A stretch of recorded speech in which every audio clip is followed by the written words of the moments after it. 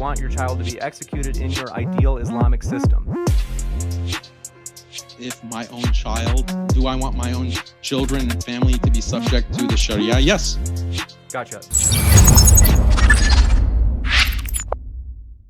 La ikraha fi deen, there is no compulsion in religion. And that is part of the deen, that you cannot force anyone, you cannot compel anyone with the point of the sword or the point of the gun. His next question is, what about I was commanded to fight till they say Say it again. What did you say? What about where Muhammad said I was commanded to fight people until they say there's no God but Allah? You know? Yeah, here's how they explain it. They say it's referring to the Meccans and the Arabs in the Hijaz, Mecca and Medina. He was commanded to fight them and convert them to Islam. They'll say, but it wasn't for all people at all times. And in one sense, here's where it's tricky again. Here's a deception. Let me tell you where the deceit comes in. Technically, he's right. La ikraha fi din. If you read the historical context, it was referring to a dad who became Muslim, but his sons wanted to remain in the religion of Judaism. So that verse, supposedly, one of the reasons why it came down was to tell him, you can't compel your sons to become Muslim. Why? Because in the Quran, Jews and Christians don't have to become Muslims provided they pay jizya. See where it gets sneaky again? Do you see the deceit? You see the dishonesty. Yes. La ikraha fi din is true in that if you're a Jew and Christian, I can't force you to become Muslim, pay jizya. But if you don't pay jizya, then I can fight you and kill you. See where it gets sneaky? You see how sneaky this religion is? You can tell it's from Satan, because Satan is very sneaky. He's very subtle and sly. Wow, yeah. Yep. And Father Zechariah once did a thing where he said that there were so many people were converting in Egypt to Islam to avoid paying the jizya that the caliph said, hey, wait a minute, stop converting these people to Islam. We need more money. Absolutely correct. And he even admitted that. Hamza Yusuf, this North American Muslim scholar, was a convert to Islam who started Zaytun Institute. He actually, in a talk, he said that many of the caliphs made it almost impossible for people to convert to Islam. You had to attach yourself to a particular Arab tribe. And he didn't want to come out and say it. It's because they wanted the jizya, the compensation, the money. Because the jizya is what backed up, financed the expansion of the Islamic empire. Very much so. All right, let's listen to our friend here. that if any Muslim leaves his religion and becomes a non-Muslim, becomes an apostate, then the penalty is death. So isn't this a sort of compulsion? Before I give the answer, I like to mention that every country has its own law, its rules and regulation. And most of the countries, one of the highest punishments is for treason. For example, if a person is working in the army and if he leaks the important thing of the country, all the vital points and the information to the enemy, it is called as treason.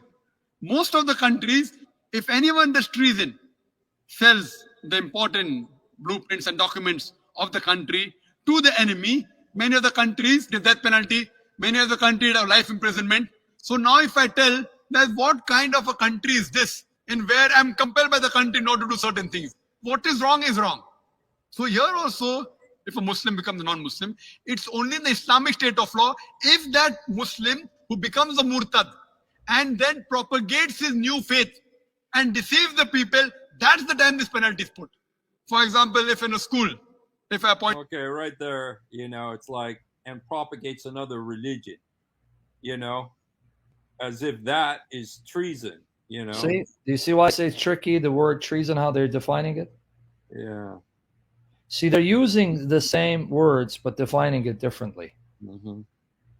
By the way, Jedediah is here, Ramiel. He can tell you if in Hinduism they're allowed to murder.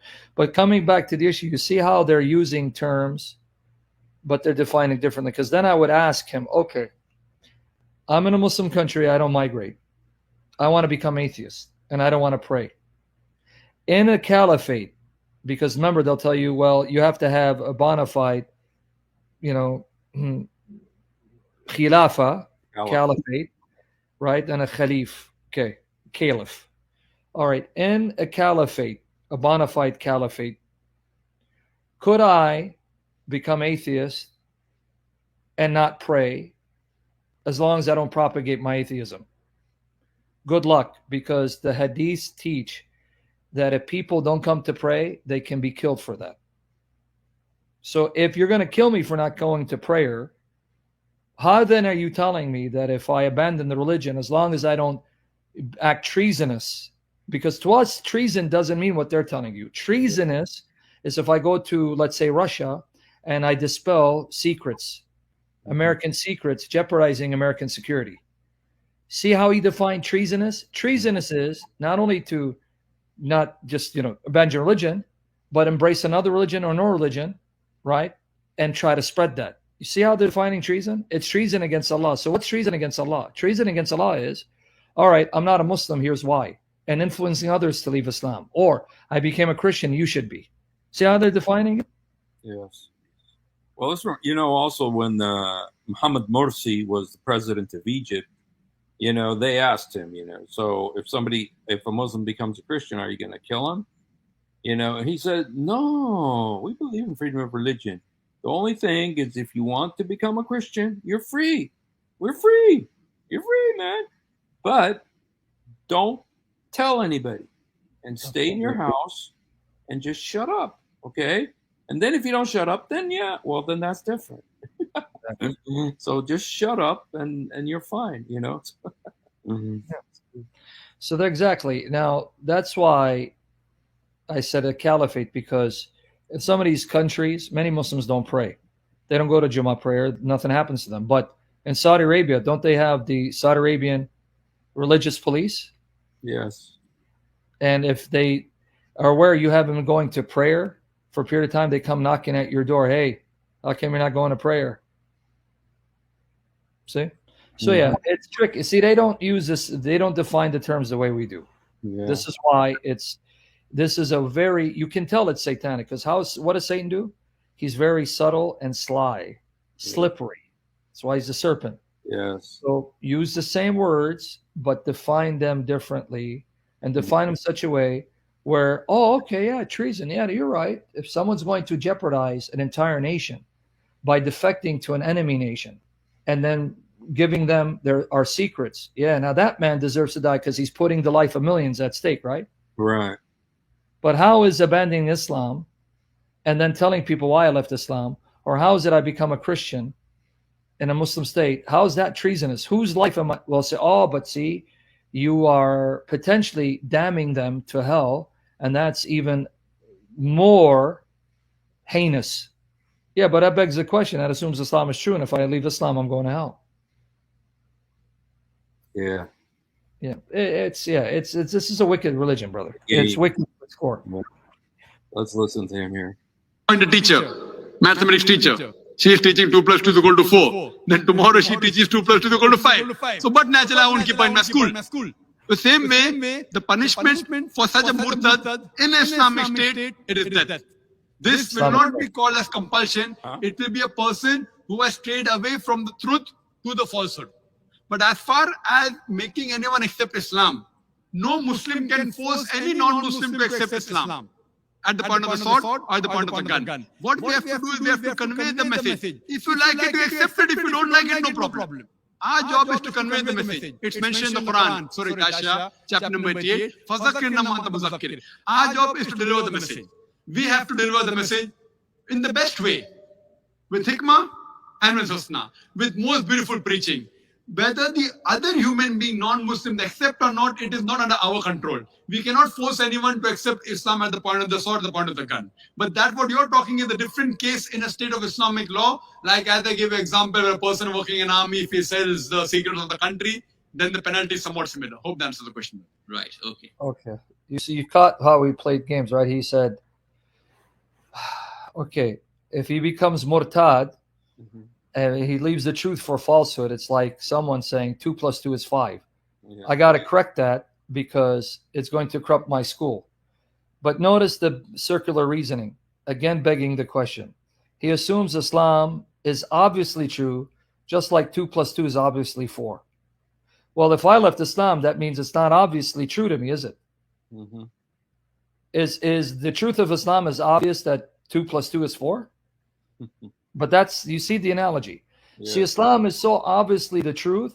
It's just as obvious as saying 2 + 2 is 4. So if someone says that 2 + 2 is 5, what do you do with him? You're going to throw him out because he can corrupt your students. No, sir. The reason why we leave Islam and reject Islam is because it's so obviously false, and it's obviously not the truth, especially when you compare it to the beauty and glory and majesty of the Lord Jesus Christ. So that's the first problem. That's the first problem, right? And then secondly, he's saying in an Islamic state that murtad is to be put to death. So again, you have to have a bona fide caliph. But thirdly, notice what he said. If you're not a Muslim, you can't be compelled. Yeah, if you're a Jew and Christian, you can pay jizya. But here's what he did not address. A lot of people are born in Muslim homes, so they don't have a choice of becoming Muslim. Islam was passed on to them. So I would have asked, excuse me, Mr. Naik, my parents were Muslims. I was born in this Muslim home. I wasn't given the option of becoming Muslim. Islam was thrusted upon me. So do I have the freedom to reject it? What do you think he's going to tell you? Of course not. Oh yeah, and he's going to also say that well, everybody is a Muslim. You know, everybody's born a Muslim. You know. Yeah. But he'll say the hadith say, but then the parents make him a Jew or Christian. But see, that's again, let's go back to that. Say, all right, my parents were Muslims. They were not Christians or Jews. So my upbringing was they taught me Islam. So when I was born, my dad whispered in my ear, right, the shahada, right? That's what they do. La ilaha. That's what they do to babies. Okay. And as when I was old enough and cognizant enough to pray, I was forced to pray because Muhammad says, at a certain age, beat them if they don't pray. Mm-hmm. Okay. So this was forced on me. I didn't come out of my mother's womb choosing to be Muslim, nor was I given the option of becoming Muslim. So now I'm mature enough where I say, hey man, I was born to Muslim parents. They forced religion on me.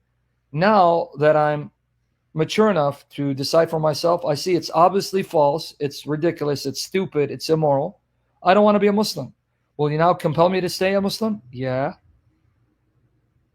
I don't have a choice. Because if you did have a choice, you were born to a Muslim father, right? Sorry about that. Right? Yes. So you were basically indoctrinated as a Muslim by your father, right? Yeah, and his relatives and everything. You get my point? Because, you know, the child belongs to the father. Your father is a Muslim. But then you came to a point where you realized Islam is false. So why did they still try to kill you? Why did they still try to kill you? Because Muhammad said to. No. Men Yeah. and everybody knows it. Everybody knows that hadith, you know, except for when they come to America. When they come to So you America, were not free, right? no freedom, no. But I thought he said you can't compel someone to be a Muslim. Well, how about you or others whose parents, both mother and father, are Muslim? Mm-hmm. They didn't choose to become Muslim. They were born in a Muslim home. They were indoctrinated in Islam. But when they became mature enough to think for themselves, they reject Islam. Can that person reject Islam freely? No. So you're lying through your teeth, Zakir Naik. In fact, Phil Horaya gave you the hadith. Teach them to pray at 7 and beat them at 10 if they don't. So I just put it for you in the private chat. Okay, let's look at it. Yeah, too many lies that they're getting away with. Okay.